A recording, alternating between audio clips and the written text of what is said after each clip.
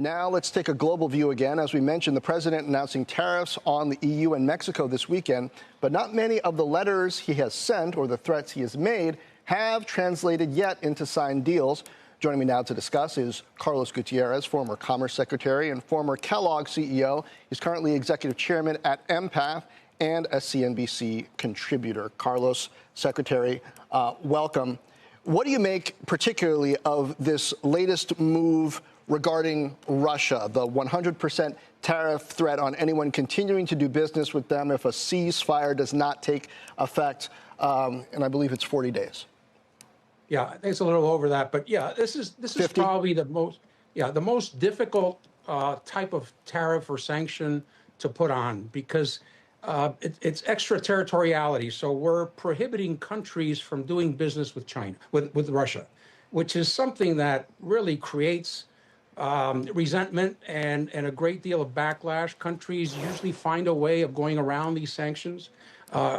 China often will say that I'm not going to abide to that.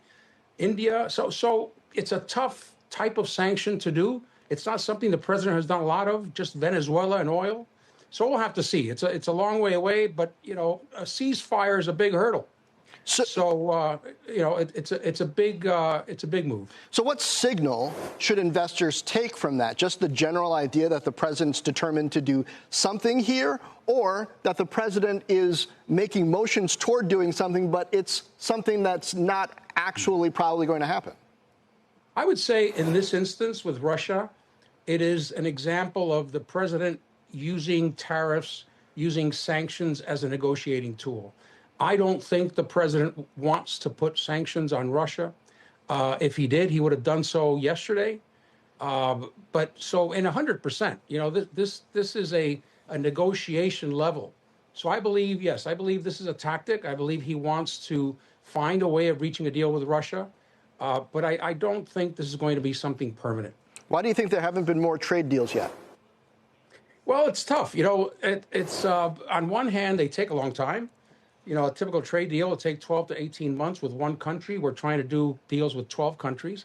I do believe that what the president is looking for are term sheets, frameworks, you know, conceptual deals where we have a deal to continue to negotiate, and then the specter of tariffs is leaning over that negotiation.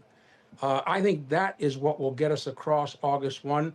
I hope we'll see quite a few deals. I don't think we'll see all of them. So it is a possibility that some countries will receive tariffs as of August 1.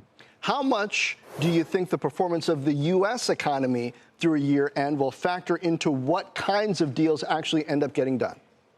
Yeah, I think it's a good question. You know, up until now, the president has walked a tightrope, and he's been able to use tariffs, threaten with tariffs, and the U.S. economy has held still. We'll see tomorrow what happens if inflation is up. So that will be something that is a consistent signal that the president will look at. Although I don't think he will back away totally from tariffs. But yes, as time goes by and these tariffs begin to show up in the economy, I'm sure that will temper him. Doesn't mean he'll walk away from them, but I'm sure it will. And it seems the Fed and the markets play into that as well. As different as they are from the economy in general, the Fed's intentions when it comes to interest rates affect not only the markets, but eventually people's freedom to spend, certainly where credit is concerned. Should we expect as well as the economy shifts toward the end of the year that the president will have that in mind as he considers these tariff negotiations? Sure. You know, what's been happening is, on one hand, exporters are paying a little bit more than we expected. Exporters are eating part of the tariff. And then there's a lot of forward buying going on. You take copper, for example, which at this point is just a threat. You know, importers have forward bought 4 or 5 months. At least they've ordered 4 or 5 months. So that's keeping inflation in the pipeline away from the market. And I think that's happening across industries. With time, we will see that inching up. Time is the president's enemy here.